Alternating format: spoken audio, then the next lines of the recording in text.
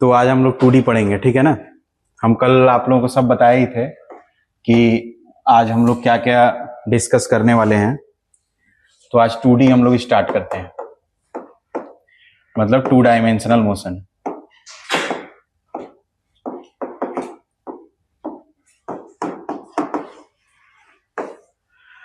ठीक है, तो कल ही मैंने आप लोगों को बता दिया था कि इसमें हम लोग 2 डायमेंशनल मोशन में क्या क्या पढ़ेंगे, ठीक है ना। एकदम सहज रहो, ऐसा कुछ नहीं है, एकदम नॉर्मल क्लास की तरह है, ठीक है ना, ऐसा कुछ नहीं। तो 2 डायमेंशनल मोशन में मैंने आपको बताया था कि हम लोग जो इसमें 2 डायमेंशनल मोशन में जो पढ़ने वाले हैं, 3 चीजें हम लोग इसमें पढ़ेंगे।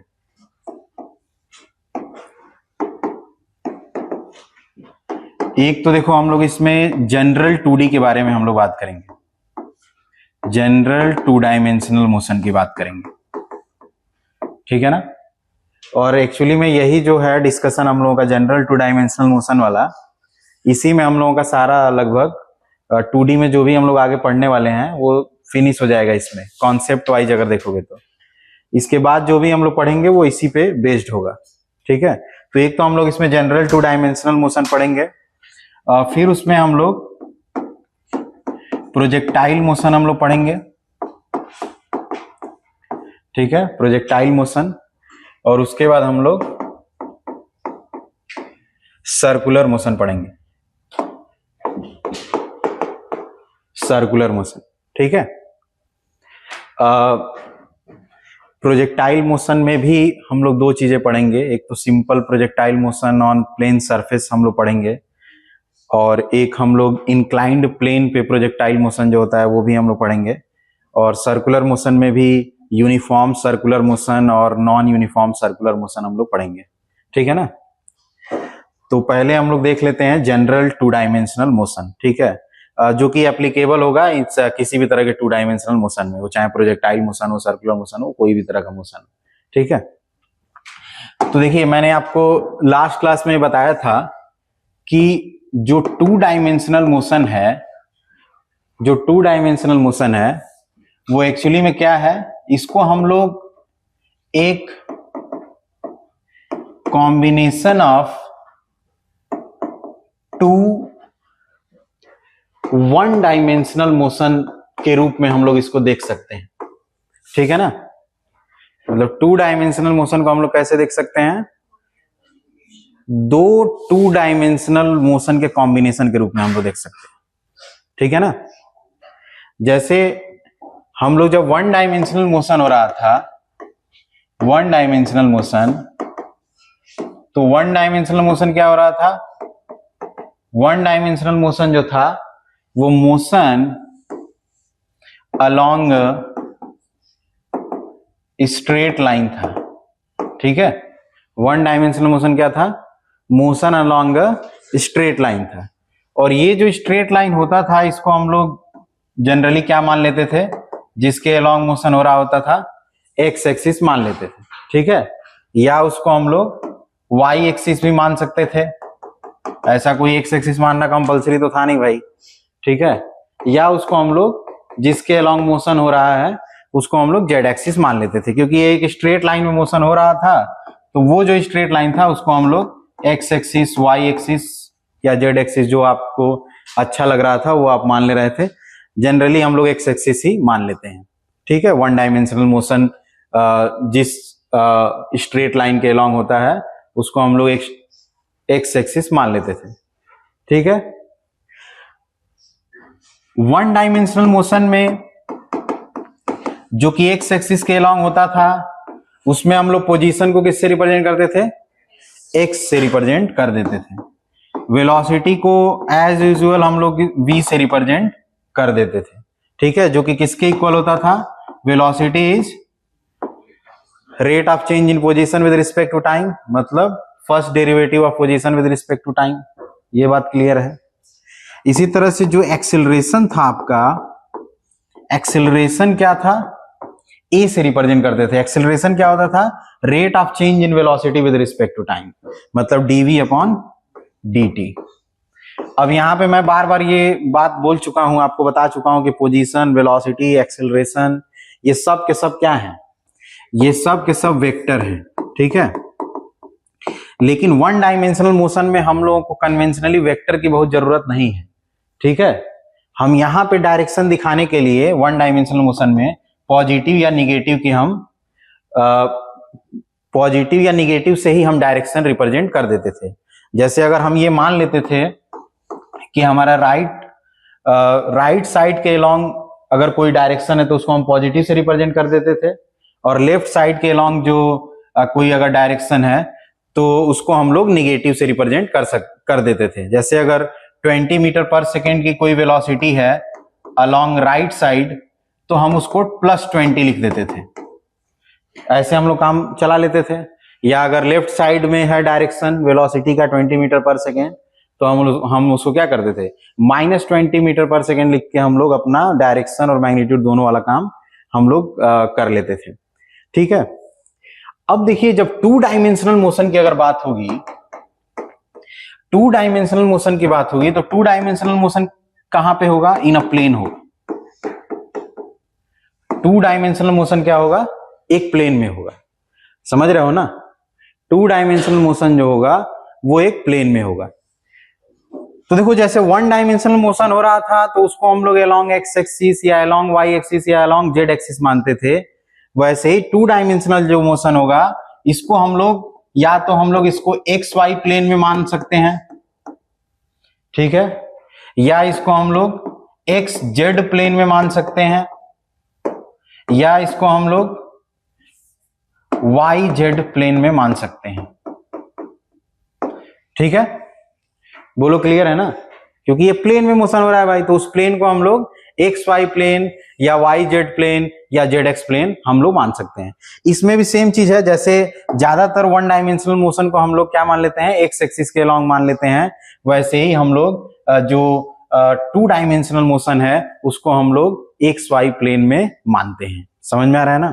तो एक्स वाई प्लेन में मानेंगे तो जाहिर सी बात है कि एक प्लेन में दो एक्सिस होगा भाई, एक क्या होगा, एक्स एक्सिस होगा और एक वाई एक्सिस होगा, ठीक है। एक्स एक्सिस होगा एक और एक वाई एक्सिस होगा। मतलब कुछ कहानी इस टाइप की होगी कि प्लेन में मोशन हो रहा है, एक्स एक्सिस ये हो गया और वाई एक्सिस ये हो गया, और जो मोशन करने वाला पार्टिकल है वो इसी में क्या कर रहा है, इसी प्लेन में मोशन कर रहा है। मतलब ऐसे ऐसे जिधर जाना है ऐसे ऐसे इसी में मोशन कर रहा है, मतलब इसी प्लेन में मोशन कर रहा है, वो कहीं भी मोशन कर सकता है इस पूरे प्लेन में। बोलो समझ में आ रहा है ना, ये चीज क्लियर है। तो देखो वहां पे क्या हो रहा था कि जब यहां पे पोजीशन रिप्रेजेंट करने की बारी आ रही थी वन डायमेंशनल मोशन में, तो हम लोग पोजीशन को किससे रिप्रेजेंट कर ले रहे थे, बस केवल एक्स से रिप्रेजेंट कर ले रहे थे। लेकिन जब टू डायमेंशनल मोशन की में अगर तुम देखोगे कि जो कि एक्स वाई प्लेन में हो रहा है, तो यहां पे पोजीशन को रिप्रेजेंट करने के लिए एक्स काफी नहीं है आपके लिए, ठीक है। इसमें आपको पोजीशन रिप्रेजेंट करने के, जैसे मान लो कि कोई पार्टिकल यहां पे है, अगर कोई पार्टिकल यहां पे है इस एक्स वाई प्लेन में, तो इसके पोजीशन को बताने के लिए तुम्हें एक्स भी चाहिए और वाई भी चाहिए। समझ में आ रहा है ना। एक्स क्या बताएगा, एक्स जो बताएगा वो एक्स कंपोनेंट ऑफ पोजीशन बताएगा। एक्स जो बताएगा वो क्या बताएगा, एक्स कंपोनेंट ऑफ पोजीशन, और वाई जो बताएगा आपका वो क्या बताएगा, वाई कंपोनेंट ऑफ पोजीशन बताएगा। बोलो ये बात क्लियर है कि नहीं क्लियर है। अच्छा, अब इसके position is a vector quantity, ठीक है ना। यहां पे हमने ठीक है, चलो ये पोजीशन हमने बता दिया कि चलो भैया एक्स कॉमा वाई, मतलब इसके पोजीशन का जहां भी पार्टिकल है उसके पोजीशन का x component is x and y component is y, ठीक है ना। लेकिन वेक्टर फॉर्म में अगर तुम देखोगे पोजीशन, जिसको हम लोग क्या बोलते हैं, पोजीशन वेक्टर, तो अगर इसके पोजीशन वेक्टर की बात करोगे, ठीक है, तो क्या लिखोगे इसको वेक्टर फॉर्म में, x i cap plus y j cap, x i cap plus y j cap, ठीक है ना जी। और पोजीशन वेक्टर को हम लोग कैसे रिप्रेजेंट करते थे, आर से, वेक्टर आर से रिप्रेजेंट करते थे, ठीक है ना। बोलो क्लियर है कि नहीं क्लियर है। देखो अगर तुम्हें याद हो तो ये सब पहली क्लास में बता चुके हैं, समझ में आ रहा है ना। तो पोजीशन वेक्टर अगर इसका देखोगे तो क्या होगा, x i cap plus y j cap, जिसमें x is x component of position and y is y component of position. बोलो क्लियर है कि नहीं क्लियर है, समझ गए ना। तो देखो जब भी अगर टू डायमेंशनल मोशन की बात होगी, टू डायमेंशन में जब हम पोजीशन की बात कर रहे थे,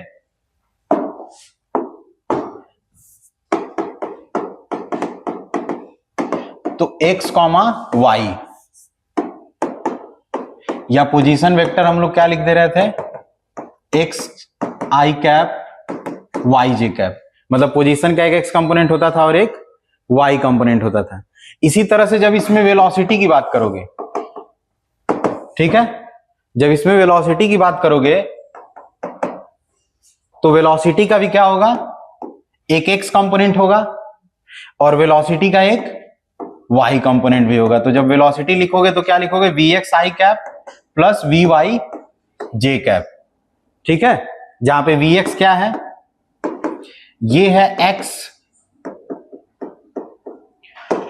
कंपोनेंट ऑफ वेलोसिटी और वी वाई क्या है, वाई कंपोनेंट ऑफ वेलोसिटी। बोलो ये बात क्लियर है कि नहीं। इसी तरह से जब आप एक्सेलरेशन की बात करेंगे, जब एक्सेलरेशन की आप बात करेंगे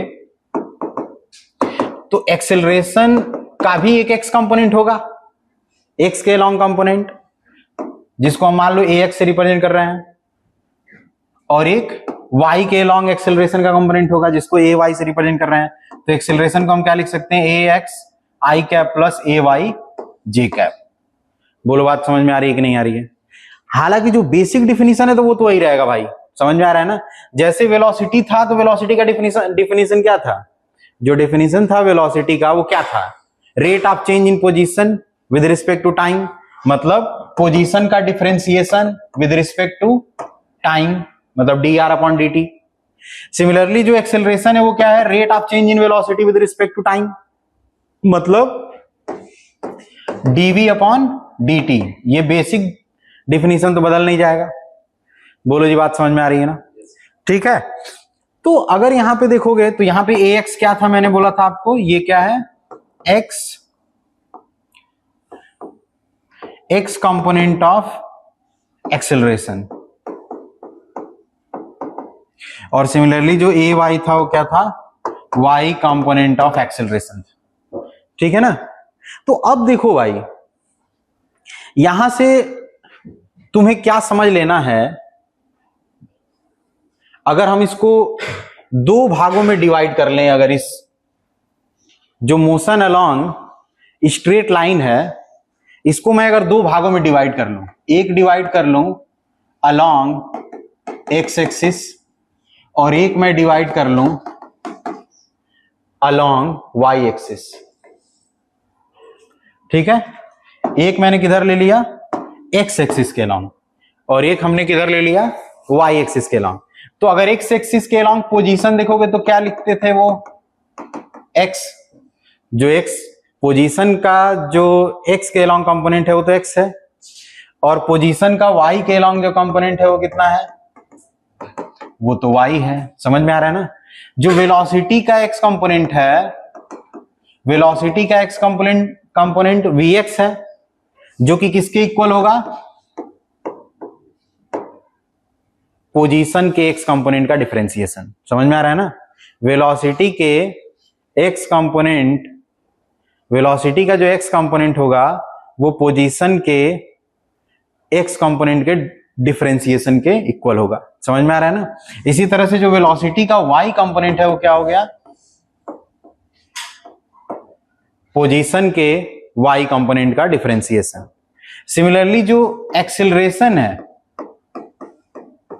एक्सेलरेशन का जो एक्स कंपोनेंट है वो क्या हो जाएगा, वेलोसिटी के एक्स कंपोनेंट का डिफरेंशिएशन। समझ गए ना।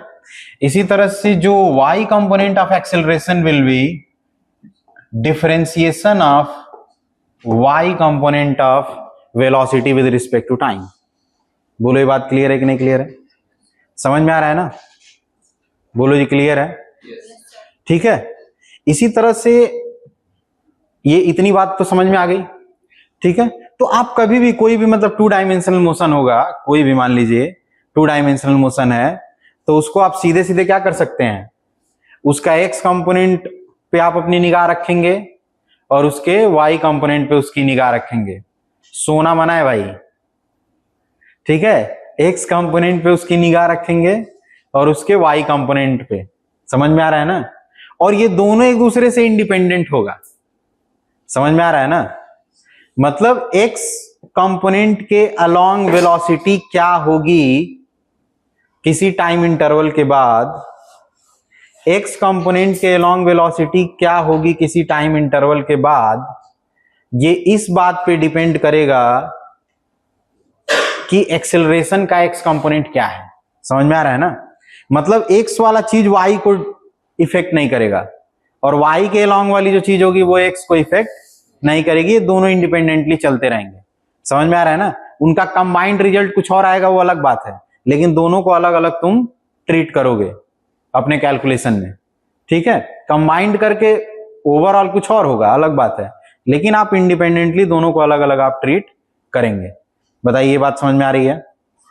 बोलो, क्लियर है ना? जैसे देखो, इसको एक एग्जांपल समझ लेते हैं हम लोग। जैसे मान लो पहले एक क्वेश्चन आपने लिखिए, चलिए। अच्छा, इसको तो आप लोग लिख लीजिए पहले जल्दी से, इसको तो लिख लीजिए ना। चलिए एक जरा एग्जांपल समझते हैं इसको, ठीक है ना? जैसे एक एग्जांपल ले लो यार। जैसे मान लो, सपोज करो कि अ बॉडी या एक particle, a particle starts moving in xy plane, starts moving in xy plane with a velocity of 2i cap plus 3j cap meter per second.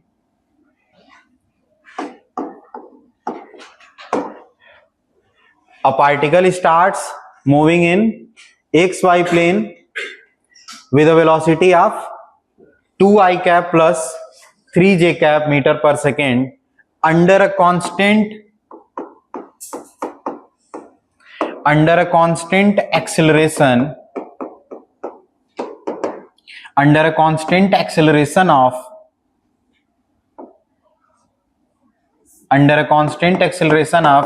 4i cap plus 5j cap meter per second square. Then find the velocity of the particle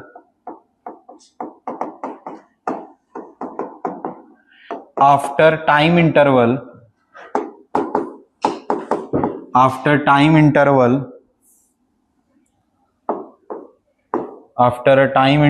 of 7 second. ठीक है ना? तो ये आपका problem है। क्या है कि a particle starts moving in xy plane with a velocity of 2i cap plus 3j cap under a constant acceleration of 4i cap plus 5j cap meter per second square. Then you have to find the velocity of particle after the time interval of 7 second. ठीक है, कितने लोग आ गए answer? तो velocity दे दिया है और acceleration दे दिया है। अगर तुम ध्यान से देखोगे, जिनको नहीं आ रहा है, तो वेलोसिटी का एक्स कंपोनेंट और वाई कंपोनेंट दिया हुआ है और सिमिलरली एक्सेलरेशन का भी एक्स कंपोनेंट और वाई कंपोनेंट गिवन है। समझ रहे हो ना? तो अगर तुम इसको एक्स और वाई के लॉन्ग अगर इसको डिवाइड करते हो, इस पूरे मोशन को, तो तुम अगर ध्यान दोगे इसमें, तो एक्स के लॉन्ग अगर देखोगे, तो एक्स के लॉन्ग इनिशियली वेलोसिटी कितने से स्टार्ट हुआ है? देखो, वेलोसिटी इनिशियल कितना दिया है? 2i cap plus 3j cap. मतलब एक्स के लॉन्ग इनिशियल वेलोसिटी कितनी है? 2 है। ठीक है ना? इसी तरह से y के अलॉन्ग इनिशियल वेलोसिटी कितनी है? 3 है। देख रहे हो? अरे यार y कंपोनेंट तो 3 है ना, बोलो जी क्लियर है कि नहीं? अगर एक्सेलरेशन तुम देखोगे x कंपोनेंट एक्सेलरेशन का तो वो कितना है? 4 है। और y कंपोनेंट देखोगे एक्सेलरेशन का तो वो कितना है? 5 है। ठीक है ना? और ये एक्सेलरेशन कांस्टेंट है, एक्सेलरेशन कांस्टेंट है। तो जब एक्सेलरेशन कांस्टेंट है तो इक्वेशन ऑफ मोशन तो लगा ही सकते हो ना। तो तुम्हें क्या फाइंड करना है? वेलोसिटी कितनी देर के बाद, कितने टाइम के बाद फाइंड करना है? 7 सेकेंड के बाद वेलोसिटी फाइंड करना है। ठीक है ना? तो जो वेलोसिटी फाइंड होके आएगी भाई उसका एक्स कंपोनेंट भी होगा और कुछ वाई कंपोनेंट भी हो सकता है। तो जो एक्स कंपोनेंट होगा वो एक्स वाले के हिसाब से होगा। कांस्टेंट एक्सेलरेशन है तो इक्वेशन ऑफ मोशन हम यूज कर सकते हैं। तो इक्वेशन ऑफ मोशन के अकॉर्डिंग देखोगे तो v equal to u plus at। ठीक है? तो x कंपोनेंट जो हो जाएगा 7 सेकंड के बाद वो क्या हो जाएगा? Initial velocity along x component plus acceleration along x component into t। तो ये क्या हो गया? इनिशियल वेलोसिटी x के along 2, acceleration 7, time sorry acceleration 4 है, टाइम 7 है। तो ये कितना आ गया? 30 मीटर पर सेकेंड आ गया। ठीक है? x कंपोनेंट वेलोसिटी का। इसी तरह से अगर y कंपोनेंट देखोगे वेलोसिटी का after time interval of 7 second तो वो क्या हो जाएगा? Initial velocity along y plus acceleration along y multiplied by time. तो ये कितना हो गया? इनिशियल वेलोसिटी y के अलोंग 3, एक्सेलरेशन 5 और टाइम 7। तो ये कितना हो गया? 38 मीटर पर सेकेंड। ठीक है? तो जो वेलोसिटी आया 7 सेकेंड के बाद उसका x के अलोंग कितना आया? 30 और y के अलोंग 38। इसका मतलब एक्चुअल में कितना है? इसका मतलब एक्चुअल में कितना है भाई velocity after 7 second? x component 30 तो 30 i कैप और y कंपोनेंट 38 j कैप। ये हमारा आंसर हो गया। बोलो ये बात समझ में आई कि नहीं आई? अरे यार बताओ क्लियर, आसान है कि नहीं है? भाई बेसिक कॉन्सेप्ट तो आसान ही है कम से कम। अब बताइए कितने लोगों को समझ में आ गया? जो लोग ऐसे ऐसे कर रहे हैं इन लोगों में से कितने को समझ में आया है? जगा कि नहीं भाई? अभी सो रहा था, जग गया? अच्छा तुम ही तो। क्या जी बोलो, ठीक है? अरे यार बताओ भाई, अगर मेरा चेहरा डरावना लग रहा है तो बता दो, मैं लाइट ऑन कर दे रहा हूं। भूत ऊत से डरते हो तो बता दो भाई।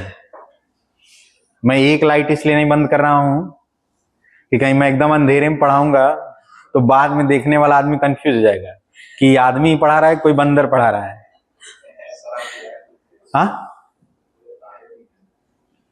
तो मेरा कलर कैसा है ये बता दो तुम। जो जैसा रहेगा वैसा ही तो दिखेगा। क्या जी ठीक है ना? बताओ ये समझ में आया कि नहीं आया? बता दीजिए भाई, एकदम सही से बताइए। चलिए अब नेक्स्ट क्वेश्चन। हम लोग केवल ये अब यहां से हम कोई थियरी नहीं पढ़ने वाले हैं। समझ में आ रहा है ना? ये पूरा चैप्टर जब तक खत्म नहीं हो जाएगा हम कोई नया थियरी नहीं बताने वाले हैं। ठीक है? क्योंकि हमें कोई जरूरत ही नहीं है, हम तो ऐसे ही पढ़ते चलेंगे इसको।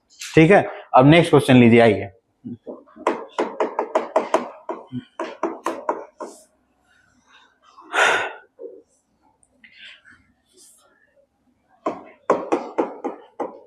नेक्स्ट क्वेश्चन आप लोग साथ ही साथ लिख लीजिए, समय बचेगा। A particle start moving in xy plane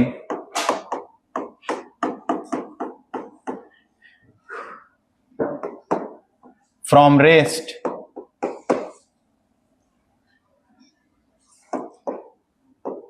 under a constant acceleration of 2i cap plus 3j cap meter per second square, then find displacement of the particle in after a time interval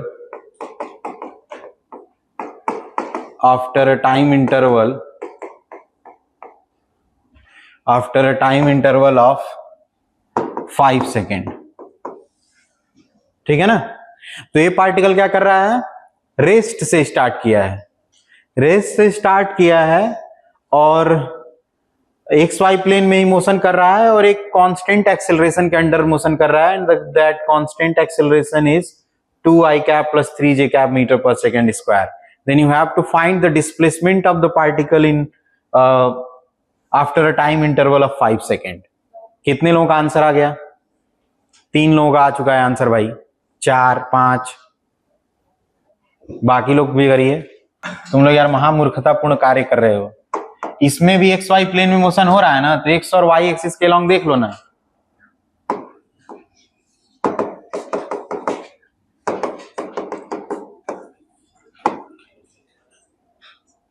देखो start, पहले बताओ acceleration is constant,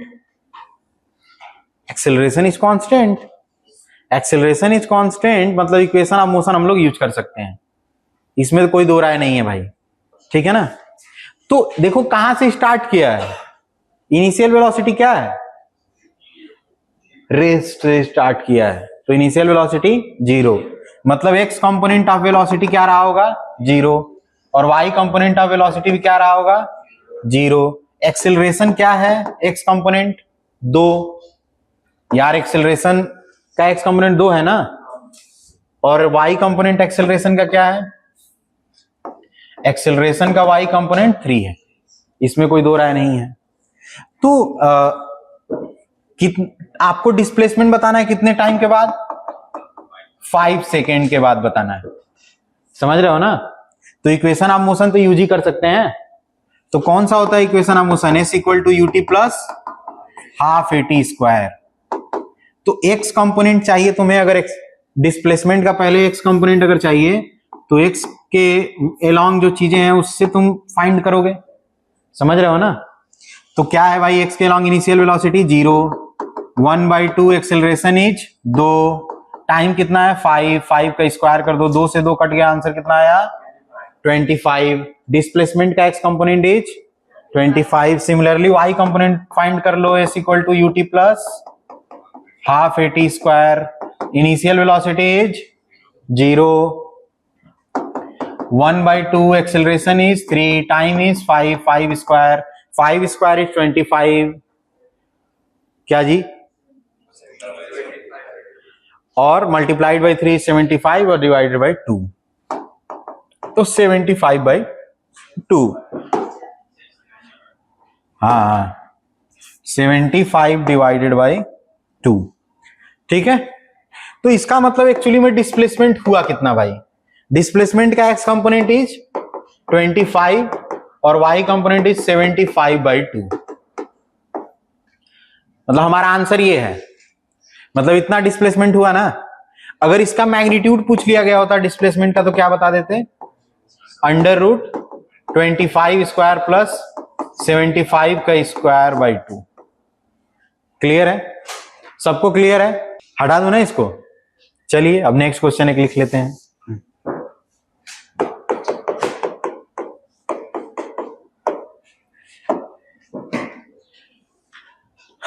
ठीक है। अब देखो next question जो है उसमें क्या है कि एक पार्टिकल है जो एक्स एक्सिस के अलॉन्ग, सॉरी एक पार्टिकल एक प्लेन में मोशन कर रहा है, सपोज करो कि एक्स वाई प्लेन में मोशन कर रहा है। ठीक है, एक पार्टिकल किस में मोशन कर रहा है, एक्स वाई प्लेन में मोशन कर रहा है, और एक्स वाई प्लेन में ऐसा मोशन कर रहा है कि किसी टाइम टी पे जो उसका पोजीशन है आर, वो है तुम्हारा t⁻³ cap plus t⁻³ - 3t cap. ठीक है, पार्टिकल क्या कर रहा है, एक्स वाई प्लेन में मोशन कर रहा है, और ऐसा मोशन कर रहा है कि किसी टाइम टी पे, at any time t, position r is, ये है पोजीशन, किसी टाइम टी पे पोजीशन ये है t⁻3 i cap plus t⁻3 minus 3t j cap. बोलो क्लियर है ना? तो तुम्हें क्या करना है, then find x component of velocity when y component of velocity is 0। तुम्हें वेलोसिटी का x कंपोनेंट उस मोमेंट पे फाइंड आउट करना है, वेलोसिटी का x कंपोनेंट फाइंड करना है उस मोमेंट पे जब वेलोसिटी का y कंपोनेंट क्या है, 0 है। समझ में आ रहा है ना? कितने लोग आ गए आंसर? 2 लोगों का आंसर आ चुका है, बाकी अब कितने लोगों का आ रहा है देखने हैं। पोजीशन का x कंपोनेंट ये है ना, और पोजीशन का y कंपोनेंट ये है ना, बताओ। मतलब जो पोजीशन का x कंपोनेंट है x, वो क्या है, t⁻3 है, और पोजीशन का जो y कंपोनेंट है t⁻3 माइनस 3t है। ये चीज क्लियर है? तो जो पोजीशन का x कंपोनेंट का जब डिफरेंशिएशन करोगे टाइम के रिस्पेक्ट में, तो वो तो वेलोसिटी का x कंपोनेंट आएगा ना, तो इसका टाइम के रिस्पेक्ट में डिफरेंशिएशन करोगे तो क्या होगा, 3t² होगा। सिमिलरली जब पोजीशन के y कंपोनेंट का डिफरेंशिएशन करोगे तो वेलोसिटी का y कंपोनेंट आएगा ना, तो इसका डिफरेंशिएशन करो टाइम के रिस्पेक्ट में, 3t² माइनस 3 आएगा। बोलो बात क्लियर है? तुम्हारा प्रॉब्लम क्या है?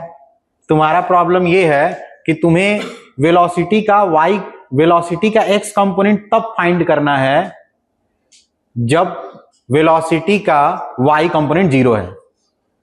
ठीक है ना जी?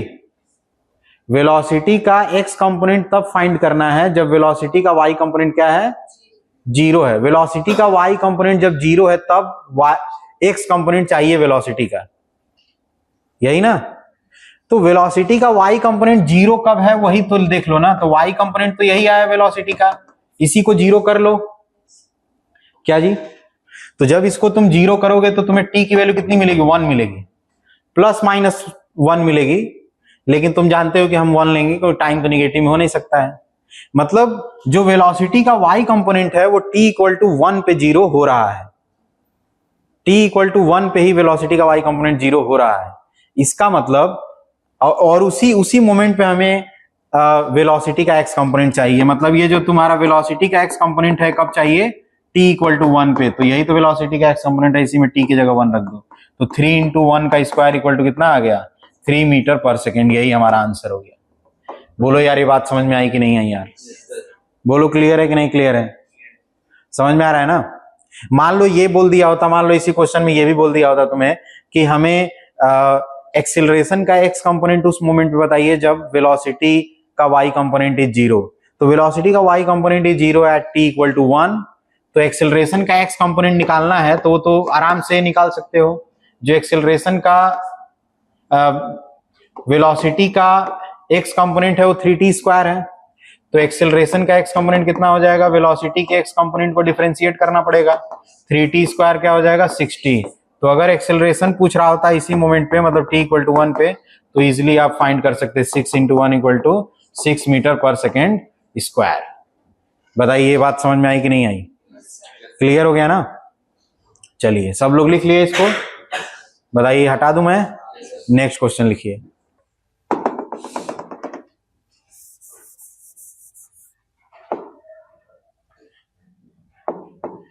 ये जो है मान लो कि कोई एक कुछ भी है, ये मतलब कोई एक हाइट है, समझ रहे हो ना?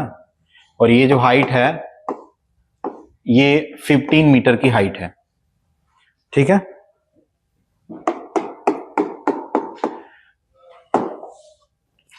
और समझ रहे हो ना, ये कोई 15 मीटर की हाइट है, मतलब 15 मीटर की हाइट का मतलब 2 फ्लोर तो हो ही जाएगा मेरे ख्याल से, ठीक है? मतलब किसी एक इंडिपेंडेंट हाउस का मतलब दूसरा फ्लोर तक है ये। ठीक है। तो यहां से 15 मीटर की हाइट से एक ऑब्जेक्ट को हमने थ्रो कर दिया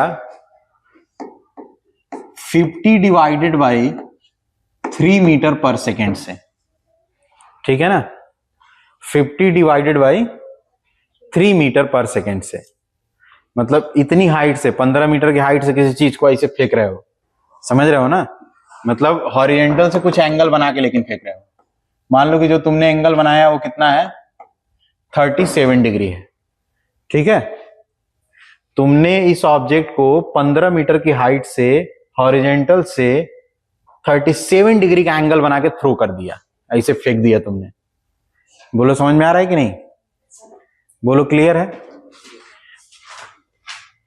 तो तुम जानते हो कि जब इसको ऐसे थ्रो करोगे तो ये कुछ इस टाइप का मोशन करेगा, ऐसे ऐसे वैसे मोशन करते हुए ये कहीं पे जमीन पे गिरेगा, गिरेगा ना। अरे ऐसे अपने छत से खड़ा होगा ऐसे कोई चीज फेंकते हो तो वहीं जाके गिरता है कि नहीं गिरता है, ठीक है ना। तो ऐसे ही ये कुछ ऊपर जाएगा, फिर ऐसे ऐसे आएगा, फिर जाके कहीं पे गिरेगा, समझ रहे हो ना। तो जब गिरेगा तो भाई मान लो कि तुम जब फेंके हो तो उसके कुछ देर के बाद आके गिरेगा, मान लो कि टी टाइम के बाद आके गिर गया, ठीक है। मतलब धरती पे कब हिट किया दोबारा, ग्राउंड को एक कब हिट किया, फेंकने के टी टाइम के बाद मान लो हिट किया, जो कि आई डोंट नो, वही आपको बताना है कि कितने देर के बाद ये धरती पे गिरेगा, पहली चीज। अब दूसरी चीज देखो, ये कुछ दूर जाके गिरेगा, मतलब यहां से यहां तक कुछ डिस्टेंस भी तो होगा, वो डिस्टेंस मान लो आर है, यहां से यहां वाला जो डिस्टेंस है वो कितना है, आर है, ठीक है। तो ये कितना दूर जाके गिरेगा, मतलब आर की वैल्यू भी आपको फाइंड आउट करनी है, समझ गए ना।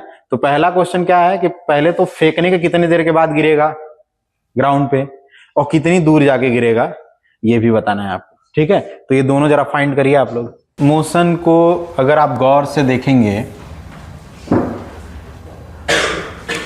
तो देख रहे हो ये एक प्लेन में मोशन हो रहा है कि नहीं हो रहा है, हो रहा है ना। और प्लेन कैसा है, एक वर्टिकल प्लेन है, मतलब ये बोर्ड वाला प्लेन। जैसे हम किसी गेंद को यहाँ से ऐसे फेंक रहे हैं तो ऐसे जा रहा है जा रहा है जा रहा है जा रहा है, फिर यहाँ गिर रहा है, समझ रहे हो ना। तो ये इस वाले पूरे प्लेन में मोशन कहा जाएगा कि नहीं कहा जाएगा, बोलो जी तुम समझ पा रहे हो कि नहीं, कि नींद आ रही है तुम्हें, लाइट बंद हो चुका है, पूरा शांति है, मेरी मधुर आवाज़ है, तो नींद तो आएगी ही। तो ये एक प्लेन में ही मोशन हो रहा है, ये समझ रहे हो ना, ये वाला प्लेन, ठीक है ना। बताओ क्लियर है कि नहीं क्लियर है।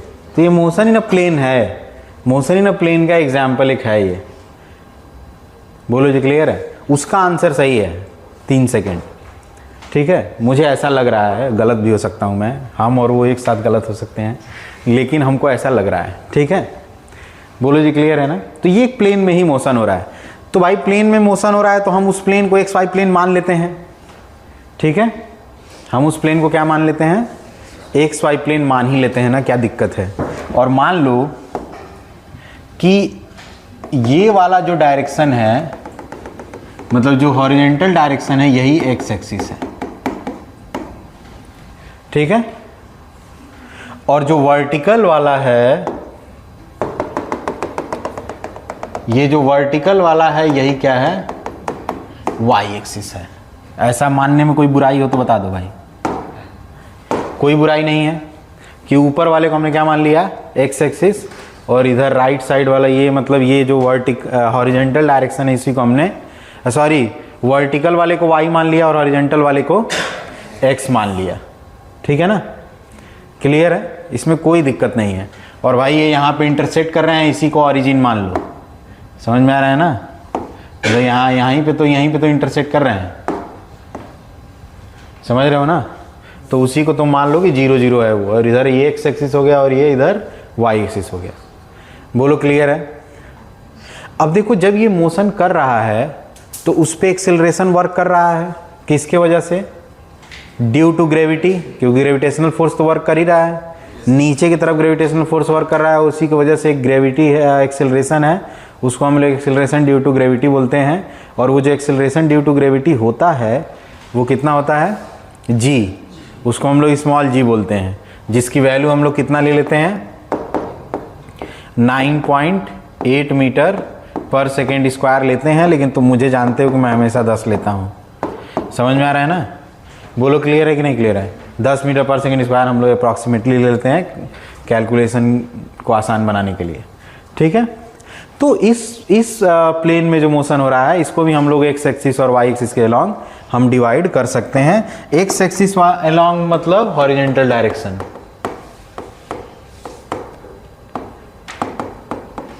ठीक है ना, और वाई के अलॉन्ग वाला इज वर्टिकल डायरेक्शन।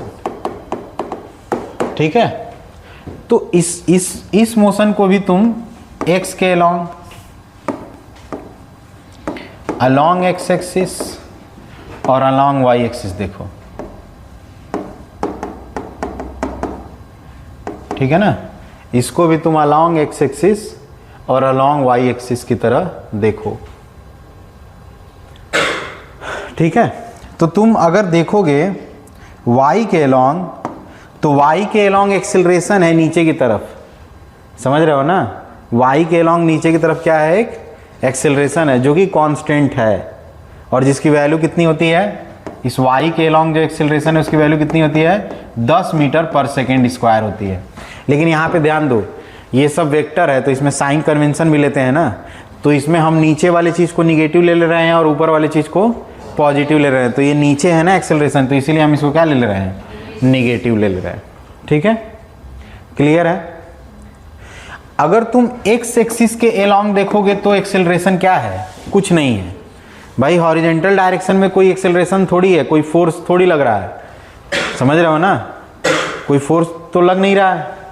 एक सीधा हॉरिजॉन्टल डायरेक्शन, भाई चलो नीचे की तरफ तो ग्रेविटेशनल फोर्स लग रहा था, ये वर्टिकल डायरेक्शन में तो कोई फोर्स हमने दिया नहीं है, तो कोई फोर्स दिया नहीं तो एक्सेलरेशन क्या हो गया, 0 हो गया। बताइए समझ में आ रहा है कि नहीं? ये क्वेश्चन अगर समझ में आ गया तो समझ लीजिए प्रोजेक्टाइल मोशन खत्म हो चुका है। समझ में आ रहा है ना? जो अगर ये क्वेश्चन समझ गया, अभी मैं प्रोजेक्टाइल मोशन का नाम नहीं लिया हूं ना, लेकिन अगर ये समझ में आ गया तो समझ लेना कि प्रोजेक्टाइल मोशन खत्म हो चुका है। ठीक है, तो इधर ध्यान दो, तो y के अलॉन्ग एक्सेलरेशन -10 और x के अलॉन्ग एक्सेलरेशन क्या हो गया, 0। ये बात समझ में आ गई। अब यहाँ पे एक चीज़ ध्यान दीजिए भाई, जो ये 50/3 मीटर पर सेकेंड है, इसका अगर आप इधर की तरफ कंपोनेंट देखेंगे इस वेलोसिटी का, तो कितना आएगा, 50/3 इंटू cos 37 आएगा, cos 37 डिग्री, मतलब 50/3 cos 37 कितना होगा, 4/5, मतलब ये कितना आ गया, 40/3 x के अलॉन्ग, मतलब x के अलॉन्ग इनिशियल वेलोसिटी कितना हो गया, 40/3 मीटर पर सेकेंड। बोलो x के अलॉन्ग। इसी तरह से जब तुम y के अलॉन्ग देखोगे तो वो कितना आएगा, 50/3 sin 37, मतलब 50/3 इंटू साइन 37, साइन 37 कितना हो गया, 3/5। बोलो क्लियर है ना? मतलब ये कितना आ गया, 10। बताओ जी, बताओ क्लियर है कि नहीं क्लियर है? 10 आया कि नहीं आया? मतलब जो y के अलॉन्ग इनिशियल वेलोसिटी आया वो कितना आया, 10 मीटर पर सेकेंड आया। अब ये बताओ -10 लिखूं कि +10 लिखूं? देखो इसको भी मैं प्लस लिख रहा हूं क्योंकि इधर की तरफ है, राइट साइड में हम चीजों को क्या लेते हैं, पॉजिटिव, और y के अलॉन्ग भी ऊपर की तरफ डायरेक्शन है, तो ऊपर की तरफ हमने क्या माना है, पॉजिटिव, तो इसीलिए दोनों को मैंने पॉजिटिव लिखा है। बताओ ये क्लियर है, समझ रहे हो ना? अब यहाँ पे पहले देखो, हम पहले टाइम निकालते हैं, ध्यान से समझ लेना भाई, पहले हम लोग टाइम निकालते हैं। तो ये बताओ जब यहां से यहां गिरेगा तो y के अलॉन्ग कितना नीचे आया होगा, y के अलॉन्ग तो 15 ही नीचे आया होगा ना। देखो यहां से जब तुम फेंके हो और यहां गिरा है तो ये y के अलॉन्ग तो 15 ही नीचे आया होगा। अब ये चाहे कहीं भी गिरा हो उससे क्या मतलब है, लेकिन y के अलॉन्ग तो 15 ही आया होगा नीचे, मतलब y के अलॉन्ग जो डिस्प्लेसमेंट हुआ है वो तो 15 ही है। बोलो क्लियर है कि नहीं? और y के अलॉन्ग जो डिस्प्लेसमेंट है 15, वो ऊपर है कि नीचे है, नीचे है तो निगेटिव में लिखोगे डिस्प्लेसमेंट की पॉजिटिव में? निगेटिव में। तो y के अलॉन्ग जो डिस्प्लेसमेंट है उसको निगेटिव में लिखोगे -15 मीटर। बोलो ये बात समझ में आई कि नहीं आई यार? बोलो जी क्लियर है कि नहीं क्लियर है? तो अब जरा तुम बताओ, y के अलॉन्ग तुम्हें इनिशियल वेलोसिटी पता चल गया, y के अलॉन्ग तुम्हें एक्सेलरेशन पता चल गया, y के अलॉन्ग तुमको डिस्प्लेसमेंट पता चल गया, तो टाइम ही तो तुम्हें निकालना है ना। बोलो, और एक्सेलरेशन कांस्टेंट होगा कि नहीं होगा? भाई पूरा हवा मोशन हो रहा है, कहीं हो रहा है, क्या मतलब है? एक्सेलरेशन ड्यू टू ग्रेविटी थोड़ी बदल जाएगा नीचे की तरफ, वो तो कांस्टेंट है। और जब एक्सेलरेशन कांस्टेंट है तो इक्वेशन ऑफ मोशन लगा सकते हो कि नहीं? लगा सकते हो। ठीक है, तो तुम क्या कर लोगे, s = ut plus half at² use करोगे, क्योंकि तुम जानते हो कि इसी में का सब चीज हमको पता है, बस टाइम नहीं पता है। ठीक है ना। डिस्प्लेसमेंट पता है, डिस्प्लेसमेंट कितना हो गया? -15। इनिशियल वेलोसिटी कितनी है? 10 प्लस में टाइम ही तो निकालना है। फिर क्या करोगे? +1/2 एक्सेलरेशन -10 टाइम ही तो निकालना है। बोलो क्लियर है ना। तो तुम यहां से ध्यान दोगे अगर, तो कितना हो गया? -15 = 10t, और ये कितना हो जाएगा? -5t²। बोलो जी बात समझ में आई कि नहीं आई? बताइए। क्लियर है ना। तो यहां से अब इसको आप सभ्यता से लिखने का प्रयास करेंगे तो 5 से आप जानते हैं डिवाइड कर सकते हैं, तो ये कितना हो जाएगा? -3 = 2t - t²। ठीक है। तो यहां से आप इसको क्या लिख सकते हैं? अब मैं यहां लिख दूं, कोई दिक्कत है? इसको लिख सकता हूं मैं क्या? t² - 2t - 3 = 0। समझ रहे हो ना। तो इसको मैं क्या लिख सकता हूं अब? t², इसको मैं क्या लिख सकता हूं? -3t + t - 3 = 0। यहाँ से t कॉमन ले लो, क्या हो जाएगा? t - 3, फिर प्लस यहाँ पे 1 कॉमन ले लो, t - 3 = 0। मतलब t की वैल्यू एक हो गई 3 और एक t की वैल्यू हो गई -1, जो कि हमको लेना नहीं है। समझ में आ रहा है ना। तो t की वैल्यू कितनी आ गई? 3 आ गई। बोलो समझ में आ रहा है ना। मतलब कितनी देर के बाद धरती पे गिरेगा दोबारा? 3 सेकंड के बाद गिरेगा। ये चीज क्लियर हो गया। अब बताओ, देखो ये r हमको फाइंड करना था, समझ रहे हो ना। तो भाई देखो, जितने देर में ही नीचे आए उतने ही देर में तो आगे बढ़ा होगा ना, वो टाइम थोड़ी बदल जाएगा। समझ में आ रहा है ना।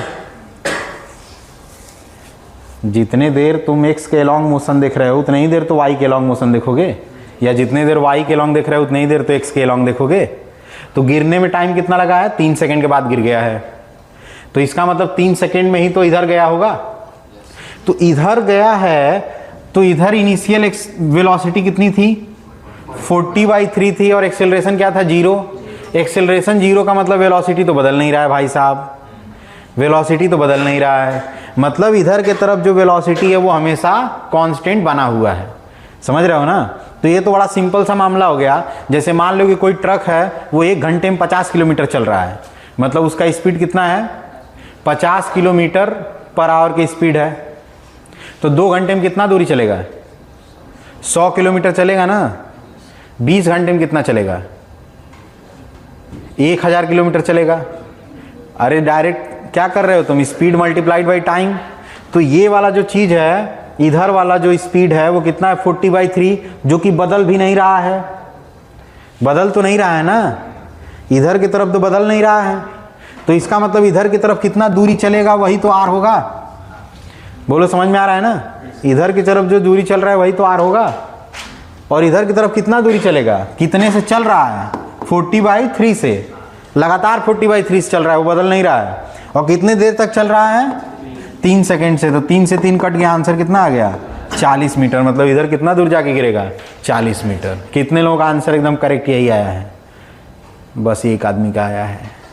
एक्सीलरेशन -10 मीटर/सेकंड लेने का बस मेरा एक ही कारण है कि हमने ऊपर वाले डायरेक्शन को पॉजिटिव माना है, और नीचे कोई डायरेक्शन है तो उसको निगेटिव से हम रिप्रेजेंट कर रहे हैं। तो एक्सीलरेशन किधर है? ड्यू टू ग्रेविटी नीचे है ना, तो भाई हम नीचे है तो निगेटिव रखेंगे एक्सेलरेशन। ठीक है।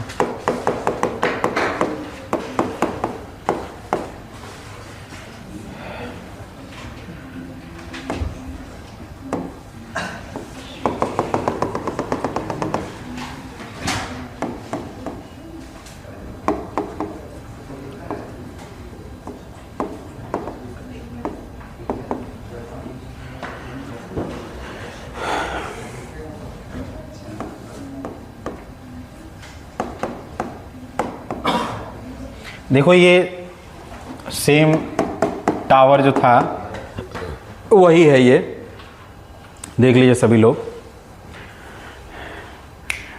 यहाँ से अब जो ऑब्जेक्ट है उसको हॉरिजेंटल डायरेक्शन में हम लोग थ्रो कर रहे हैं, एकदम हॉरिजेंटली, मतलब एकदम सीधे ऐसे फेंक रहे हैं, समझ रहे हो ना? मतलब हम ऐसे या ऐसे नहीं फेंक रहे हैं, एकदम सीधा फेंक रहे हैं ऐसे, समझ रहे हो ना? एकदम हॉरिजेंटल डायरेक्शन। लेकिन तुम फिर भी जानते हो कि एकदम हॉरिजेंटल तो चलेगा नहीं, ऐसे ऐसे आके कहीं पे यहाँ पे गिरेगा। समझ में आ रहा है ना?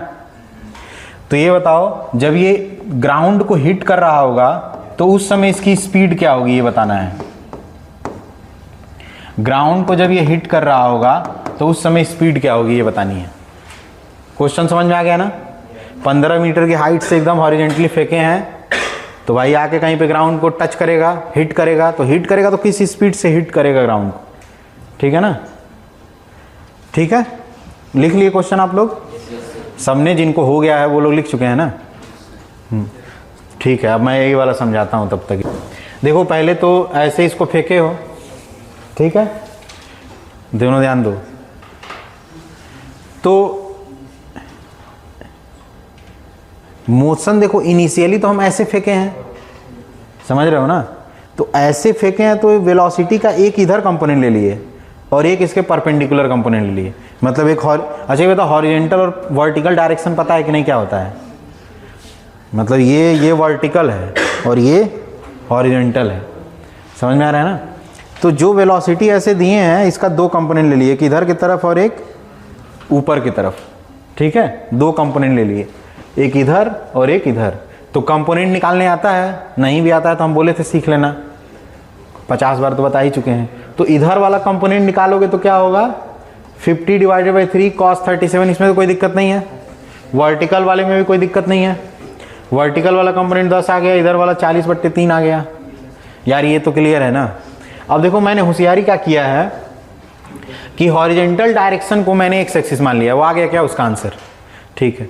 हॉरिजेंटल डायरेक्शन को मैंने क्या मान लिया है, एक्स एक्सिस मान लिया है, और वर्टिकल डायरेक्शन को हमने क्या मान लिया है, वाई एक्सिस मान लिया है, ठीक है? तो देखो एक्स एक्सिस में राइट साइड में जो चीज होता है उसको पॉजिटिव लेते हैं, लेफ्ट में जो होता है उसको निगेटिव लेते हैं। इसी तरह से वाई एक्सिस में देखोगे तो ऊपर वाले को पॉजिटिव लेते हैं, नीचे वाले को निगेटिव लेते हैं, ठीक है? तो इसमें राइट साइड वाले को हमने पॉजिटिव लिया, लेफ्ट वाले को निगेटिव, इसमें ऊपर वाले को पॉजिटिव, नीचे वाले को निगेटिव, ठीक? तो अब यहां पे ध्यान दो, बॉडी यहां से यहां गिरा है, समझ रहे हो ना? बॉडी यहां से जब यहां गिरी हुई है तो y के अलोंग बस देखो तुम ऊपर नीचे, ठीक है? ऊपर नीचे के हिसाब से सोचो, थोड़ा सा शांति शांति बना करो आराम से। ऊपर नीचे के हिसाब से सोचो, ये दाएं बाएं किधर गिरा है वो छोड़ दो, बस ऊपर नीचे के बारे में सोचो। तो ये बताओ, ये बॉडी नीचे आई है कि ऊपर गई है? ये कहीं भी गिरी और नीचे ही आई है, तो डिस्प्लेसमेंट नीचे हुआ ना। तो जब कोई चीज नीचे की तरफ है डायरेक्शन, तो उसको निगेटिव लोगे कि पॉजिटिव लोगे? निगेटिव लोगे। तो इसीलिए मैं -15 लिया हूं डिस्प्लेसमेंट। बोलो समझ में आया कि नहीं आया?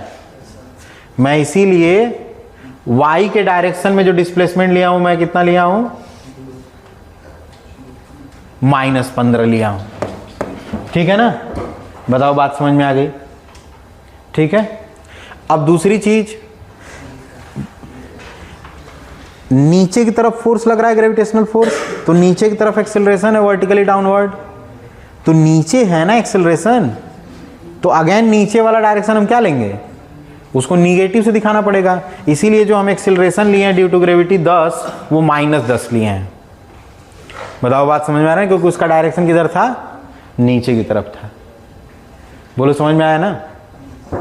इनिशियल वेलोसिटी अगर y के अलोंग तुम देख रहे हो तो ऊपर है, कितना, 10 वाला वेलोसिटी ऊपर है ना, इनिशियल वाली वेलोसिटी, इसलिए इनिशियल वेलोसिटी मैंने +10 लिया हुआ है। बोलो क्लियर है कि नहीं क्लियर है? हाँ। इसी तरह से जब x वाले के अलोंग आ रहे हो तो x के अलोंग हॉरिजेंटल में तो कोई फोर्स ही नहीं लग रहा है, ठीक है? हॉरिजेंटल डायरेक्शन में तो कोई फोर्स ही नहीं लग रहा है। तो जब हॉरिजेंटल डायरेक्शन में कोई फोर्स नहीं लग रहा है तो एक्सेलरेशन 0 है। तो हमने एक्सेलरेशन 0 ले लिया है x के अलॉन्ग, और x के अलॉन्ग इनिशियल वेलोसिटी तुम खुद निकाली हो यहाँ पे 40/3, वो हम पॉजिटिव लिए हैं। क्यों? क्योंकि यार ये तो राइट साइड वाला डायरेक्शन तो पॉजिटिव लेना था, तो हम पॉजिटिव ले लिए हैं। ठीक है, तो यहाँ पे हमने इक्वेशन ऑफ मोशन यूज करके टाइम निकाल लिया, कोई दिक्कत नहीं है। अब यहाँ पे जब हम इधर वाले निकालने की बारी आई, ओए थोड़ा सा शांति बनाओ यार, जब इधर की तरफ निकालने की बारी आई तो हमने क्या किया, देखो जब x के भाई इधर जा रहा है तो ये तो x वाला मामला है ना, ऊपर नीचे कोई चीज हो रहा है तो वो y वाला मामला है, इधर इधर जाएगा तो वो x वाला मामला है, तो ये x वाले से गवर्न होगा। तो x के अलॉन्ग वेलोसिटी कितनी है 40/3, और एक्सेलरेशन तो x के अलॉन्ग 0 है, मतलब वेलोसिटी बदलेगी नहीं, क्योंकि एक्सेलरेशन ही नहीं तो वेलोसिटी क्या बदलेगी। समझ में आ रहा है ना? तो इधर की तरफ कोई वेलोसिटी में चेंज नहीं आएगा, तो इसी वेलोसिटी से आगे बढ़ेगी। और कब तक बढ़ेगी? जब तक गिर ना जाए ज़मीन पे। ज़मीन पे कितने देर के बाद गिरी है? 3 सेकंड के बाद। इसका मतलब 3 सेकंड तक इधर चलती रहेगी। तो अगर 40/3 के स्पीड से 3 सेकंड तक इधर चलती रहेगी तो कितना दूर चलेगी? Distance equal to speed into time. तो स्पीड कितना है 440/3, टाइम कितना है 3, मल्टीप्लाई कर दो, 3 से 3 कट गया, 40 आ गया। बोलो समझ में आया कि नहीं आया? अरे यार बता दो समझ में आया कि नहीं आया? मैं ये आखिरी प्रयास कर रहा हूँ समझाने का, अब बाहर के गधों को समझ में आना शुरू हो जाएगा, जो नीचे खड़े हैं, कुत्ते बिल्लियाँ गधे चूहे, इधर चींटियों को समझ में आने लगेगा। अगर इससे ज़्यादा और समझाया तो ये समझ रहे हैं आप लोग, ठीक है ना?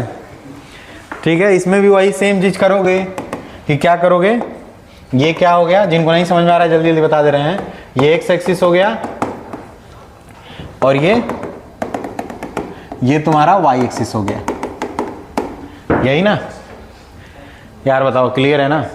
तो अगर इसमें तुम ध्यान दोगे तो इसमें तो कोई लफड़ा ही नहीं है यार, ठीक है ना? इसमें अगर कोई लफड़ा नहीं है, आप आराम से देखेंगे तो कि इसमें तो सारा चीज़ पहले पका पकाया हुआ है, एक्स के अलॉन्ग ही है वेलोसिटी इनिशियली, ठीक है ना? तो अगर एक्स के अलॉन्ग इनिशियल वेलोसिटी कितना हो गया 10 मीटर पर सेकेंड हो गया ना, क्योंकि फेंक ही रहे हैं एक्स की तरफ, तो एक्स के अलॉन्ग इनिशियल वेलोसिटी 10 हो गया। और एक्सेलरेशन तो एक्स के अलॉन्ग हॉरिजॉन्टल डायरेक्शन में कुछ होगा नहीं, ये तो 0 होगा। समझ रहे हो ना? इतना क्लियर है? अगर वाई के अलॉन्ग इनिशियल वेलोसिटी देखोगे तो 0 है, वाई के अलॉन्ग इनिशियल वेलोसिटी 0 है। वाई के अलॉन्ग तो कोई वेलोसिटी है नहीं, हम तो इधर वेलोसिटी दे रहे हैं शुरू में, स्टार्ट में, बाद में हो जाएगा नीचे की तरफ, क्योंकि एक्सेलरेशन है ना वाई के अलॉन्ग, लेकिन स्टार्ट में कोई वेलोसिटी नहीं है वाई के अलॉन्ग, क्योंकि सारी वेलोसिटी किधर है? एक्स के अलॉन्ग है। लेकिन वाई के अलॉन्ग यार एक्सेलरेशन तो है ना -10 वाला, बोलो क्लियर है ना? और जब जमीन पे गिरेगा तो तुम भी जानते हो क्या होगा, ठीक है? जमीन पे जब गिरेगा तो डिस्प्लेसमेंट कितना होगा वाई के अलॉन्ग? अगर देखोगे तो देखो यहाँ से यहाँ जमीन पे गिर रहा है तो वाई के अलॉन्ग कितना नीचे आया? वाई के अलॉन्ग आया 15 नीचे, लेकिन नीचे आया ना, नीचे वाले को क्या लेना है? माइनस में, डिस्प्लेसमेंट हो गया -15 मीटर। बताओ बात समझ में आ रही है कि नहीं आ रही है? तो टाइम पूछता तो आराम से निकाल देते, ठीक है? लेकिन हमसे पूछ रहा है कि किस स्पीड से टकराएगा, ठीक है? किस स्पीड से टकराएगा, तो थोड़ा सा आओ अलग तरीके से ये बताओ, जब टकरा रहा होगा तो टकराने से पहले एक्स के अलॉन्ग कुछ वेलोसिटी होगी, मतलब टकराएगा जिस वेलोसिटी से, भाई देखो जिस भी वेलोसिटी से टकराएगा तो उसका एक एक्स कंपोनेंट होगा और एक वाई कंपोनेंट होगा। समझ रहे हो ना? मान लो एक्स कंपोनेंट वी एक्स है और वाई कंपोनेंट कितना है? वी वाई है, ठीक है? लेकिन तुम जानते हो कि एक्स के अलॉन्ग तो एक्सेलरेशन है नहीं, एक्स के अलॉन्ग तो एक्सेलरेशन है नहीं, तो एक्स के अलॉन्ग वाली जो वेलोसिटी है 10, वो तो बदलेगी नहीं भाई साहब। समझ में आ रहा है ना? वो तो टकराने समय तक कुछ नहीं बदलने वाला है उसमें, क्योंकि एक्स के अलॉन्ग एक्सेलरेशन कहाँ है कि बदलेगा। समझ रहे हो ना? तो ये वाला जो एक्स के अलॉन्ग वेलोसिटी है तो 10 मेंटेन रहेगी। बताओ बात क्लियर है कि नहीं क्लियर है? समझ रहे हो ना? जो बदलेगी फाइनली ये वाई वाला बदल सकता है, क्योंकि वाई की तरफ एक्सेलरेशन है। तो देखो भाई इनिशियल वेलोसिटी वाई के अलॉन्ग 0 है, एक्सेलरेशन वाई के अलॉन्ग -10 है, डिस्प्लेसमेंट वाई के अलॉन्ग -15 है, तो फाइनल वेलोसिटी वाई के अलॉन्ग निकाल लोगे v² = u² + 2as। Equation of motion हम बस इसीलिए लगा पा रहे हैं क्योंकि acceleration is constant along the y direction. बोलो क्लियर है ना, क्योंकि इक्वेशन ऑफ मोशन तो तभी वैलिड है भैया जब एक्सेलरेशन इज कांस्टेंट। बताओ क्लियर है कि नहीं क्लियर, नहीं तो हर केस में एक्सेलरेशन मत कांस्टेंट कर लेना, ठीक है। तो बोलो v square equal to u square plus 2as से निकल जाएगा। तो देखो वी स्क्वायर इनिशियल वेलोसिटी क्या है, y के लॉन्ग 0, एक्सेलरेशन y के लॉन्ग -10 है, एक्सेलरेशन y के लॉन्ग -10 देख लो यार मित्र, और डिस्प्लेसमेंट y के लॉन्ग -15 है, समझ गए ना। तो इसका मतलब ये कितना आ जाएगा बता दो, छोड़ो जाने दो, हमें क्या मतलब है उससे, हमें तो लेना है क्या, अरे यार हमें तो रूट निकालना है ना, समझ रहे हो ना। वैसे भी रूट निकालना मुश्किल लग रहा है कि नहीं जी, मुश्किल कहाँ है, इसमें से 2 तो आ ही जाएगा, बढ़िया है। इसमें से देखो 3 आ जाएगा और ये 5 इधर निकल गया, 2 इधर निकल गया, मतलब 10 √3 लिख सकते हैं क्या, हाँ 10 √3 लिख सकते हैं। क्या क्या क्या क्या u इक्वल टू 10 दिया है, कहाँ u इक्वल टू 10 दिया है भाई साहब, y के लॉन्ग 0 है। अरे यार तुम्हारा आंसर गलत है क्या जी, जबरदस्ती 20 लाए हो क्या तुम, तब कैसे क्या कह रहे हो। तो यार देखो ये y के लॉन्ग वाला आ गया ना, ठीक है, मतलब इधर की तरफ जो y के लॉन्ग गिर रहा है उस समय क्या वेलोसिटी है, y के लॉन्ग वाला वेलोसिटी, मतलब वेलोसिटी का y कंपोनेंट, वो इतना हुआ कि नहीं हुआ। तो गिरते समय मतलब जमीन को हिट करते समय x के लॉन्ग वेलोसिटी का component is this and y के लॉन्ग वेलोसिटी का कंपोनेंट इज दिस।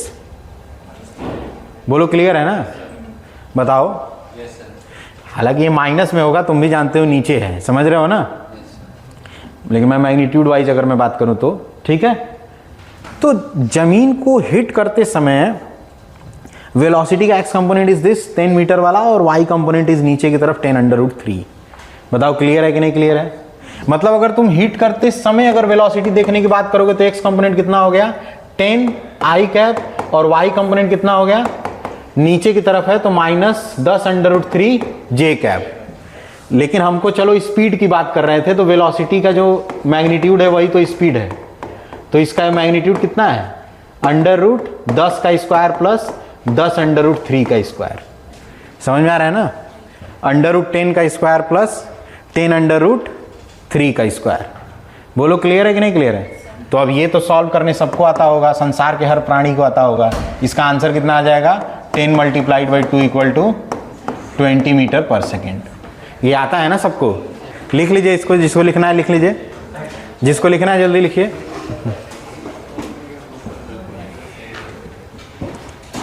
अब देखो यही सब जो हो रहा है ना, यही सब प्रोजेक्टाइल मोशन है, और क्या, समझ में आ रहा है ना। अब चलो एक और क्वेश्चन देता हूं मैं जल्दी से।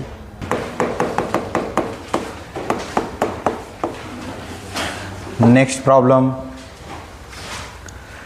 अब देखिए जो अभी इससे पहले मैं 2 क्वेश्चन लगाया हूं, अगर समझ में आ गया तो समझो भाई साहब कि बहुत हद तक चीज़ें आसान हो गई और लगभग फिनिश होने के कगार पे भी है। समझ रहे हो ना, मतलब करने को तो हमारे पास हज़ारों क्वेश्चन है करने के लिए, वो उसकी बात अलग है, लेकिन कहने का मतलब कॉन्सेप्ट वाइज बहुत सारी चीज़ें क्लियर हो गई, तो मतलब बहुत ज़्यादा चीज़ें अच्छे तरीके से समझ में आएंगी आपको, ठीक है ना। आइए देखो, ये मान लो अर्थ सरफेस है, ये जो मैंने बनाया हुआ है, ठीक है। अब यहाँ से अर्थ सरफेस से एक ऑब्जेक्ट को u स्पीड से प्रोजेक्ट किया जा रहा है, ठीक है ना। अर्थ सरफेस से एक ऑब्जेक्ट को कितने स्पीड से थ्रो किया गया, u स्पीड से थ्रो किया गया, और हॉरिजेंटल से कुछ एंगल बना के थीटा, ठीक है ना। हॉरिजेंटल से कितना एंगल बना के थ्रो किया गया, थीटा एंगल बना के थ्रो किया गया। तो जब थीटा एंगल बना के थ्रो करोगे तो जाहिर सी बात है कि ऐसे मतलब जैसे क्रिकेट में बॉल कोई थ्रो करते हो, समझ रहे हो ना, फील्डिंग करते समय ऐसे उठा के फेंकते हो ना, ठीक है। तो वैसे तुमने थ्रो किया तो ऐसे जाएगा जाएगा जाएगा, फिर कहीं पे दोबारा ग्राउंड को हिट करेगा। बोलो क्लियर है कि नहीं क्लियर है। दोबारा ग्राउंड को हिट करेगा कि नहीं करेगा, करेगा भाई, ठीक है। और जहाँ से तुमने थ्रो किया उससे कुछ दूरी पे जाके ग्राउंड को हिट करेगा। तो यहाँ से ले करके जहाँ से तुमने थ्रो किया और जहाँ पे ग्राउंड को हिट किया, इसको मान लो मैं मान लेता हूँ r, ठीक है। इसको मैं क्या मान लेता हूँ r, ठीक है। उसके बाद जब तुमने थ्रो किया है तो ये देखो 2 चीज़ एक साथ हो रही थी। एक तो ये ऊपर भी जा रहा था, जो ऑब्जेक्ट तुमने थ्रो किया था वो ऊपर भी जा रहा था और साथ ही साथ आगे भी बढ़ रहा था, समझ रहे हो ना। लेकिन तुम देख रहे हो कि ऊपर तो जा रहा है जा रहा है जा रहा है, लेकिन एक समय के बाद नीचे आना शुरू हो गया है। समझ में आ रहा है ना? मतलब ये एक मैक्सिमम हाइट भी अचीव किया है ड्यूरिंग मोशन। समझ रहे हो ना? जब तुमने थ्रो किया तो उस समय तो ऊपर जा रहा था जा रहा था जा रहा था भाई, ठीक है, लेकिन एक मैक्सिमम हाइट के बाद फिर ये नीचे भी आने लगा था। मतलब ड्यूरिंग द मोशन ये एक मैक्सिमम हाइट अचीव किया था। समझ में आ रहा है ना? उसको मान लो मैंने एच मैक्स नाम दे दिया है, ठीक है। और जहां से फेंके हो कितना दूर जाके गिरा है? आर दूरी पे जाके गिरा है। देखो हमको ना मैक्सिमम हाइट पता है ना हमको ये आर पता है, ठीक है ना। प्लस उसके बाद जब तुम फेंके हो तो कुछ आफ्टर टाइम टी ये जमीन को हिट किया है, क्योंकि फेंकने के कुछ देर बाद ही तो जमीन पे गिरेगा। समझ में आ रहा है कि नहीं? फेंकने के तो कुछ देर बाद ही जमीन पे गिरेगा। तो मान लो कि टी टाइम के बाद जमीन पे क्या किया है? गिरा है। मतलब टी टाइम तक ये हवा में रहा है भाई, जब फेंके से लेकर के जब जमीन पे गिरा है, ठीक है, तो टी टाइम तक क्या रहा? हवा में ही रहा है। तो वो भी टाइम हालांकि हमको पता नहीं है। समझ में आ रहा है ना? बस हमको क्या पता है कि किस स्पीड से फेंका गया था और कितना एंगल पे फ्रॉम द हॉरिजॉन्टल डायरेक्शन इसको थ्रो किया गया था। समझ रहे हो ना? और भाई जाहिर सी बात है कि ये मोशन अंडर ग्रेविटी हो रहा है, पूरा ग्रेविटी की वजह से ही तो नीचे आ रहा है, और जो तुमने इसको इनिशियल वेलोसिटी दिया था उसकी वजह से ही आगे जा रहा है। बोलो समझ में आ रहा है कि नहीं आ रहा है? तो हमको बस acceleration due to gravity G पता है। समझ में आ रहा है ना? मतलब इन शॉर्ट हमको क्या क्या पता है? एक्सिलरेशन ड्यू टू ग्रेविटी पता है, किस स्पीड से तुमने थ्रो किया वो यू पता है, किस एंगल पे तुमने थ्रो किया फ्रॉम द हॉरिजॉन्टल डायरेक्शन वो थीटा पता है, ठीक है ना। तुमको ये वाली कितना दूर जाके गिरा ये पता है ना, तुम कितना मैक्सिमम हाइट ये अचीव किया वो पता है ना, ये कितने देर तक हवा में रहा कैपिटल टी वाला टाइम वो भी तुमको नहीं पता है। तो यही तीनों तुमको फाइंड करना है, तो फाइंड करके बताइए। चलिए ठीक है, सब लोग इधर देखिए, जिनका आ गया है वो भी और जिनका नहीं आया वो भी, कोई दिक्कत नहीं है, अनटिल अनलेस कि जिनका सारा सही नहीं है। देखो इधर ये वाला जो डायरेक्शन है इसको एक्स एक्सिस मान लो, ठीक है, हॉरिजॉन्टल वाले को, और वर्टिकल वाले को वाई एक्सिस मान लो, ठीक है ना। वर्टिकल वाले को क्या मान लो? वाई एक्सिस मान लो। तो इधर वाले को क्या मान लिया मैंने? एक्स एक्सिस, और ऊपर वाले डायरेक्शन को हमने क्या मान लिया? वाई एक्सिस मान लिया। तो देखिए हम जाहिर सी बात है कि हमको कंपोनेंट्स दोनों कंपोनेंट्स में देखना है, एक्स कंपोनेंट में और वाई कंपोनेंट में। तो इस u का इधर वाला कंपोनेंट कितना होगा? u cos थीटा हो जाएगा, और वर्टिकल वाला कंपोनेंट u sin थीटा हो जाएगा। समझ रहे हो ना? तो अगर तुम x के लॉन्ग देखोगे, x के लॉन्ग इनिशियल वेलोसिटी कितना हो गया? u cos थीटा हो गया।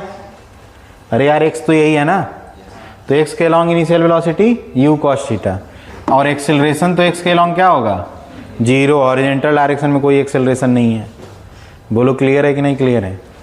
y के लॉन्ग अगर देखोगे इनिशियल वेलोसिटी तो ये क्या है? u sin थीटा है। y के लॉन्ग इनिशियल वेलोसिटी कितना है? u sin theta. ऊपर की तरफ है तो इसीलिए हम पॉजिटिव ही रख रहे हैं। समझ रहे हो ना? और अगर एक्सेलरेशन तुम देखोगे y के लॉन्ग तो नीचे की तरफ है, तो जी नीचे की तरफ एक्सेलरेशन है वो क्या होता है? g लेते हैं उसको, स्मॉल g, लेकिन नीचे की तरफ है तो माइनस g लेना पड़ेगा। बोलो बात समझ में आ रहा है ना? Acceleration due to gravity. बोलो क्लियर है कि नहीं क्लियर है? अब यहाँ पे एक चीज़ ज़रा ध्यान दो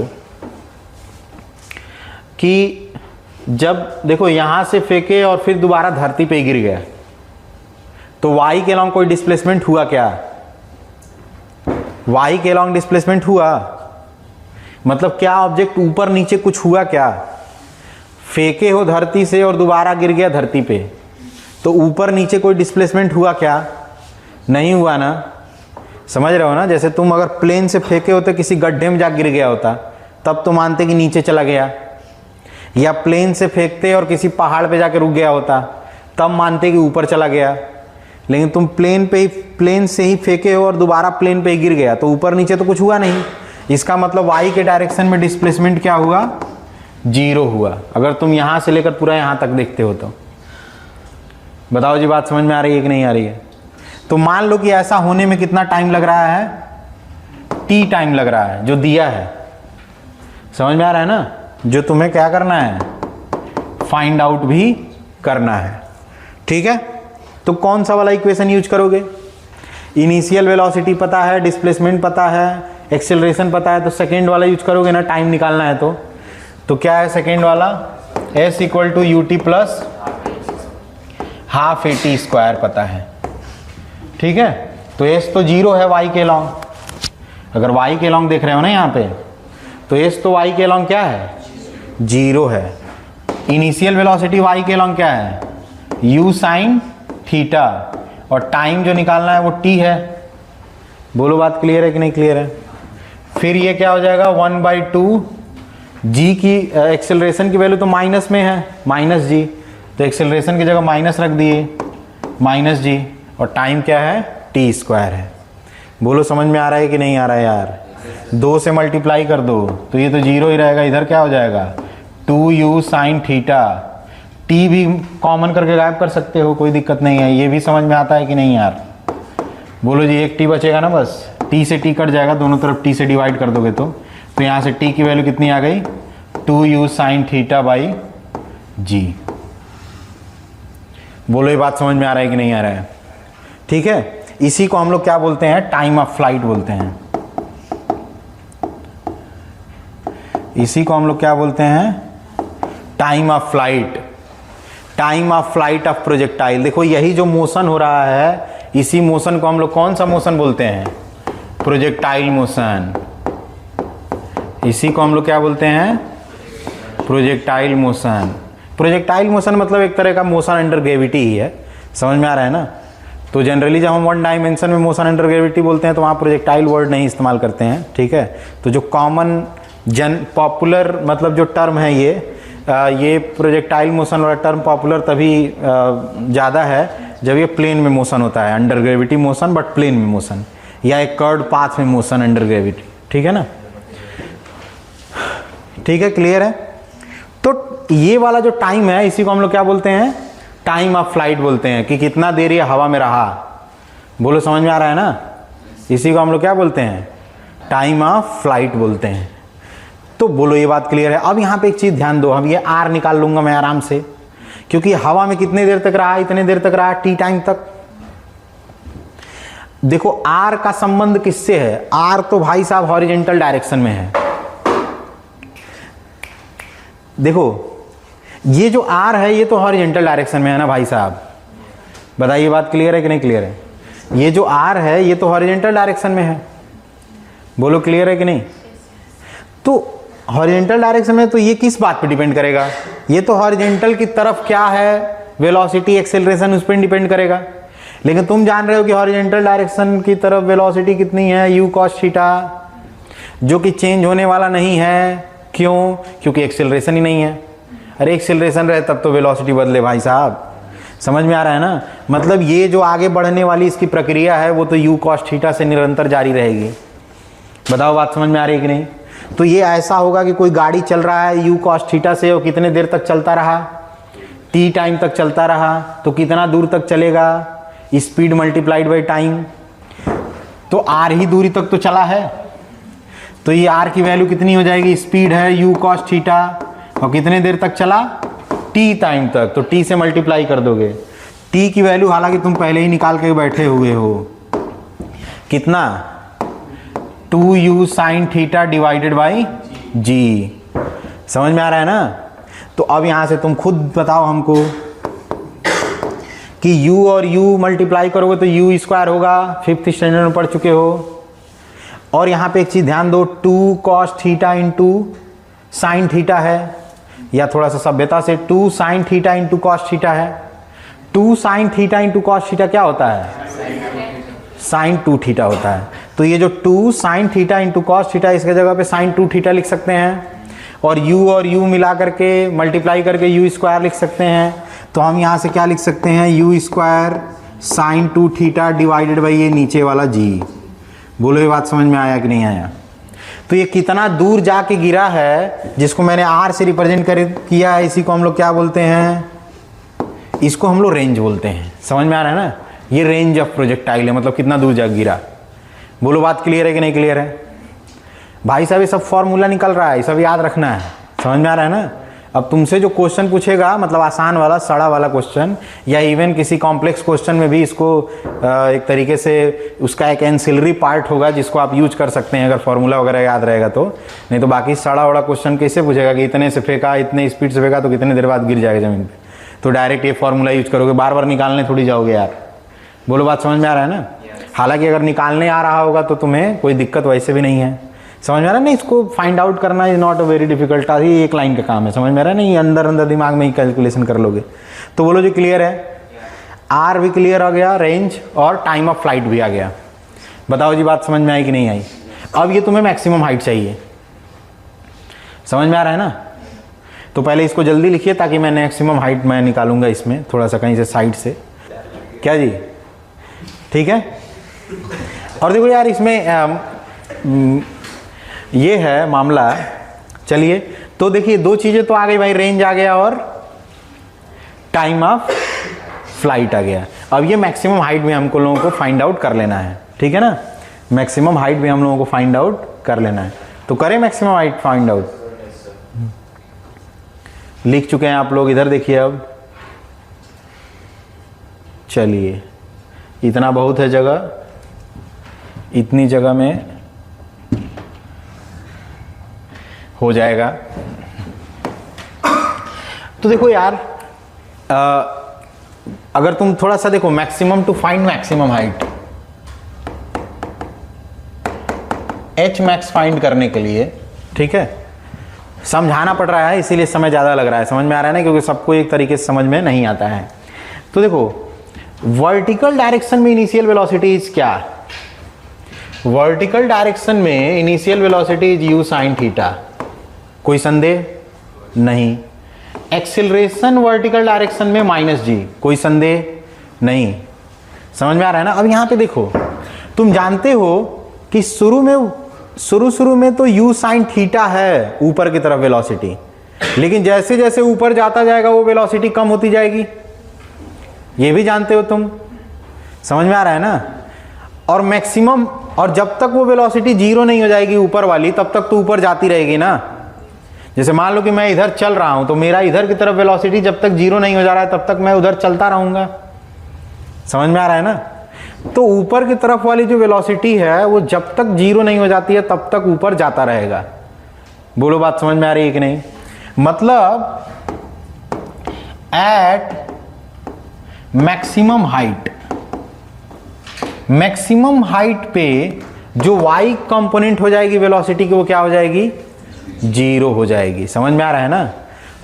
और मान लो और मैक्सिमम हाइट तक पहुंच गई है का मतलब जो डिस्प्लेसमेंट है वो तो एच मैक्स ही है y की तरफ।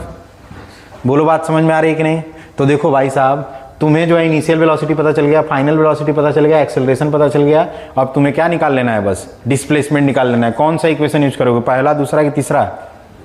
v square equal to u square plus 2as, तीसरा यूज कर लोगे यार। क्या है, v square equal to u square plus 2as। तो फाइनल वेलोसिटी क्या हो गई, जीरो हो गई। इनिशियल वेलोसिटी कितनी थी, u साइन थीटा थी, तो u साइन थीटा का स्क्वायर करोगे तो u square sine square theta, फिर प्लस 2, a की वैल्यू माइनस जी, और डिस्प्लेसमेंट कितना है, h मैक्स। बताइए भाई साहब, समझ में आ रहा है ना।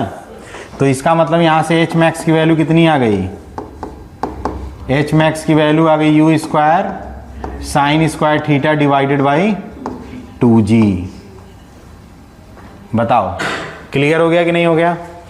यही क्या हो गया, तुम्हारा मैक्सिमम हाइट हो गया। बोलो क्लियर है ना। तो तीन यहां पे चीजें हम लोगों को देखने को मिल गया। एक तो टाइम ऑफ फ्लाइट, ठीक है, दूसरा मैक्सिमम हाइट, तीसरा क्या, रेंज। और ये तीनों का फॉर्मूला आप लोग को याद रखना है। हम इसको आप लोग लिख लीजिए, तो फिर इसको हम समराइज करते हैं। तो देखिए प्रोजेक्टाइल मोशन में क्या हो गया, थोड़ा इसको समराइज कर लेते हैं भाई, कि अगर u स्पीड से तुमने फेंका है at angle theta from the horizontal direction, तो टाइम ऑफ फ्लाइट कितना है, 2u sine theta divided by g. और इसमें तुम एक चीज़ प्रूफ कर सकते हो, देखो यहाँ से पूरा यहाँ तक आने में इतना टाइम लग रहा है, एक्चुअली में यहाँ से यहाँ तक जाने में जो टाइम लगता है वो इसी का आधा लगता है, u साइन थीटा बाई जी।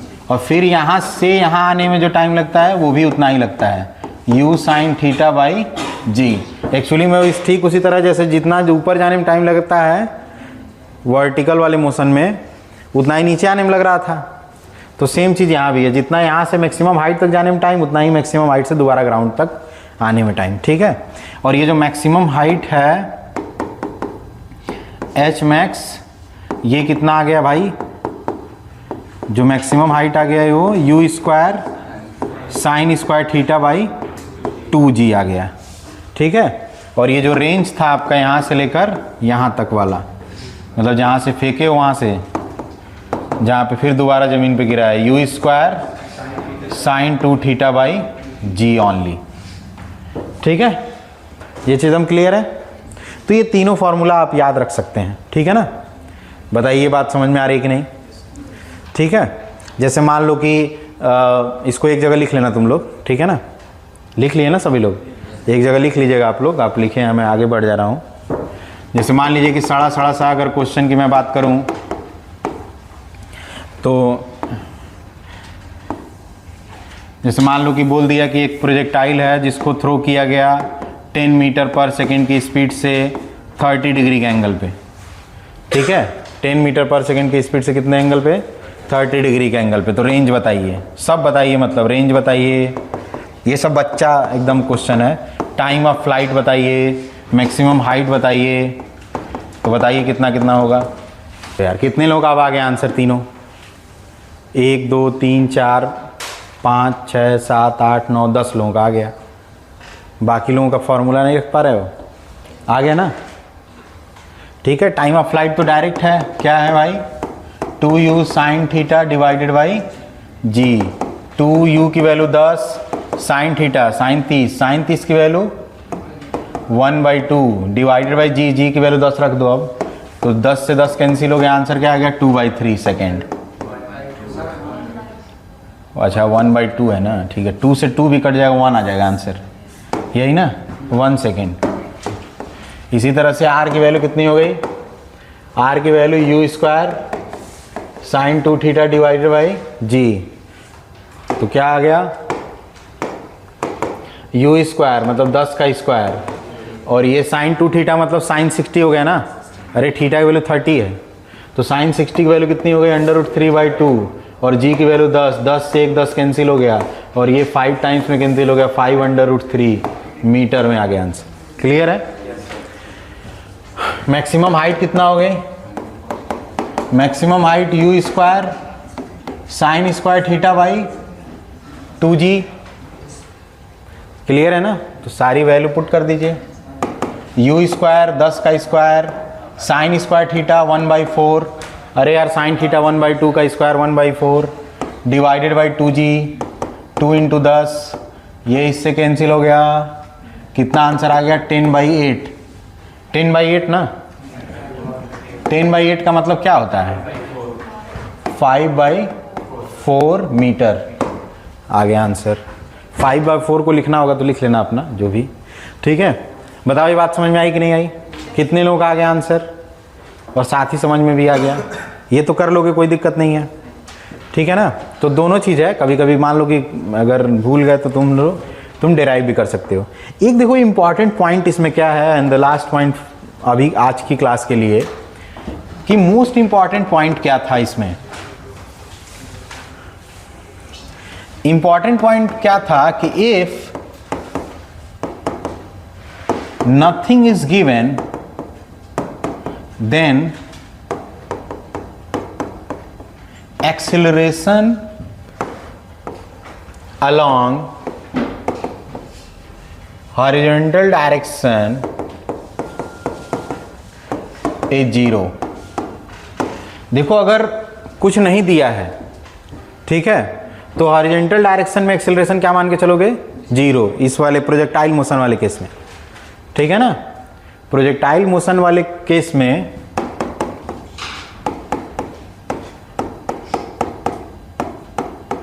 अगर कुछ नहीं गिवन है तो तुम क्या मान के चलोगे कि हॉरिजेंटल डायरेक्शन में जो एक्सेलरेशन है वो क्या है, जीरो है। और हॉरिजेंटल डायरेक्शन में एक्सेलरेशन जीरो होने का मतलब क्या हुआ कि हाँ, yes, velocity along horizontal direction will be constant. ठीक है, तो हॉरिजेंटल डायरेक्शन में एक्सेलरेशन क्या है, कांस्टेंट, सॉरी जीरो है। हॉरिजेंटल डायरेक्शन में एक्सेलरेशन क्या है, जीरो है। इसका मतलब वेलोसिटी जो हॉरिजेंटल डायरेक्शन में होगा वो बदलेगा नहीं। समझ में आ रहा है ना? मतलब जो पूरे, जैसे यहाँ पे प्रोजेक्टाइल मोशन हो रहा था, प्रोजेक्टाइल मोशन ये हो रहा था जो, समझ रहे हो ना? तो पहले शुरू में तुमने थीटा एंगल पे किसी स्पीड से फेंका था, u cos थीटा से, तो हॉरिजेंटल डायरेक्शन में आया था कितना कंपोनेंट, u cos थीटा आया था। तो देखो हमेशा हर मोमेंट पे वेलोसिटी का दो कंपोनेंट होगा, एक हॉरिजेंटल कंपोनेंट और एक वर्टिकल कंपोनेंट। यहाँ पे क्या होगा, एक हॉरिजेंटल कंपोनेंट और एक वर्टिकल कंपोनेंट, एक हॉरिजेंटल कंपोनेंट और एक वर्टिकल कंपोनेंट। लेकिन हॉरिजेंटल कंपोनेंट वेलोसिटी का जो होगा वो बदलेगा नहीं। समझ में आ रहा है ना? हॉरिजेंटल कंपोनेंट वेलोसिटी का बदलेगा नहीं, क्योंकि बदलने वाला कोई है ही नहीं। बदलने वाला है एक्सेलरेशन जो कि जीरो है। तो इसका मतलब हॉरिजेंटल कंपोनेंट वेलोसिटी का नहीं बदलेगा, वो चाहे भी वर्टिकल वाला बदल जाएगा, लेकिन वह हॉरिजेंटल वाला कंपोनेंट हमेशा u cos थीटा बना रहेगा। समझ में आ रहा है ना? और ये बहुत इंपॉर्टेंट कॉन्सेप्ट है।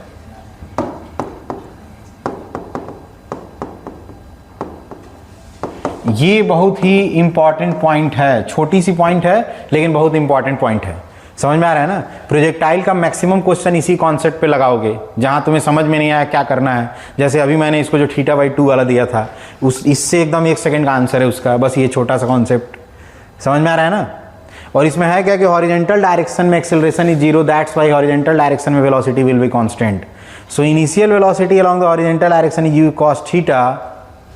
तो u cos theta horizontal direction में मेंटेन रहेगा, वो नहीं बदलेगा। वर्टिकल वाला बदलता रहे, क्योंकि वर्टिकल डायरेक्शन में तो एक्सेलरेशन है, बट हॉरिजेंटल कंपोनेंट नहीं बदलेगा। समझ में आ रहा है ना? ये बहुत ही इंपॉर्टेंट पॉइंट है। ये कॉन्सेप्ट नहीं है, एक पॉइंट है, क्योंकि तुम भी जानते हो कि जब एक्सेलरेशन कांस्टेंट है तो वेलोसिटी तो एक्सेलरेशन जब जीरो है तो वेलोसिटी तो कांस्टेंट होगी ही। इसमें कौन सी बड़ी बात है, ये तो सब जानते हो। समझ में आ रहा है ना? तो 9th से पता है तुम्हें कि एक्सेलरेशन अगर जीरो होता है तो वेलोसिटी कांस्टेंट होता है। ठीक है, बोलो क्लियर है कि नहीं क्लियर है? समझ में आ रहा है ना? तो इसको आप पहले लिखिए, फिर हम उसका वाला क्वेश्चन लगा के आप लोगों की विदाई समारोह आयोजित कर दे रहे हैं। ठीक है, ठीक है, चलिए।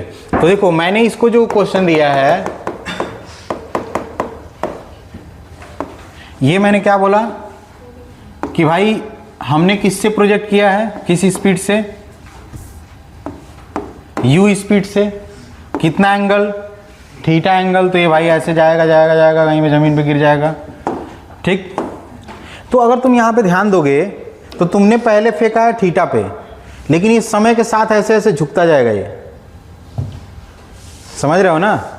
पहले तो तुम थीटा एंगल है, ये ज्यादा है, लेकिन टाइम के साथ ये ऐसे ऐसे झुकता जाएगा ना। ये मतलब टाइम के साथ ये एंगल कम होता जाएगा। और ये जो कमी एंगल जो कम हो रहा है, ये डिस्क्रीट फॉर्म में थोड़ी कम हो रहा है, ये एकदम कॉन्टिन्यूअस प्रोसेस में कम हो रहा है। तो देख रहे हो ना, यहाँ पे थीटा है, कम होते होते होते होते मैक्सिमम हाइट पे एंगल जीरो बन जाएगा हॉरिजेंटल से। तो ये जो थीटा से जीरो होने की प्रक्रिया है, ये कोई डिस्क्रीट फॉर्मेट में नहीं हो रहा है, ये कॉन्टिन्यूअस प्रक्रिया है एकदम। मतलब थीटा से जीरो एकदम कॉन्टिन्यूअस हो रहा है, मतलब ऑल पॉसिबल एंगल बनता जा रहा है थीटा से लेकर के जीरो तक। समझ में आ रहा है ना? इसका मतलब जाहिर सी बात है थीटा बाई 2 भी कहीं बीच में यहाँ पे बनेगा। मतलब जब वेलोसिटी का डायरेक्शन इधर होगा और ये हॉरिजेंटल डायरेक्शन है, तो कहीं पे पार्टिकल थीटा बाई 2 एंगल भी बनाएगा हॉरिजेंटल से। ये तो बात क्लियर है, समझ रहे हो ना? तो मान लो कि जब वेलोसिटी थीटा बाई 2 एंगल बना रही होगी हॉरिजेंटल से, उस समय स्पीड मान लो v है, मतलब जो वेलोसिटी का मैग्नीट्यूड है वो कितना है, v है, और हॉरिजेंटल से कितना एंगल बन रहा है, थीटा एंगल। तो जाहिर सी बात है इस v का जो हॉरिजेंटल कंपोनेंट होगा वो क्या होगा, v cos थीटा बाई 2 होगा इस मोमेंट पे अगर देखोगे तो। और स्टार्ट में अगर हॉरिजेंटल कंपोनेंट देखोगे तो क्या होगा, u cos थीटा होगा। समझ में आ रहा है ना, हॉरिजेंटल कंपोनेंट यहाँ है u cos थीटा और यहाँ है v cos थीटा बाई 2। ये v हमको पता नहीं है, यहाँ वाला वेलोसिटी थोड़ी पता है हमको। समझ में आ रहा है ना। तो लेकिन तुमको एक चीज़ पता है कि हॉरिजेंटल डायरेक्शन में वेलोसिटी बदलती नहीं है, तो इसका मतलब ये वाला चीज़ और ये वाला चीज़ बराबर है कि नहीं है, बोलो बराबर है ना। तो इसका मतलब क्या हो गया, v cos थीटा बाई 2 और u cos थीटा बाई 2 ये दोनों बराबर हो गया। समझ में आ रहा है ना। तो जब ये दोनों बराबर हुआ तो इसका मतलब v की वैल्यू आ गई यहाँ से, थीटा बाई 2 नहीं है, cos थीटा है बस, ठीक है।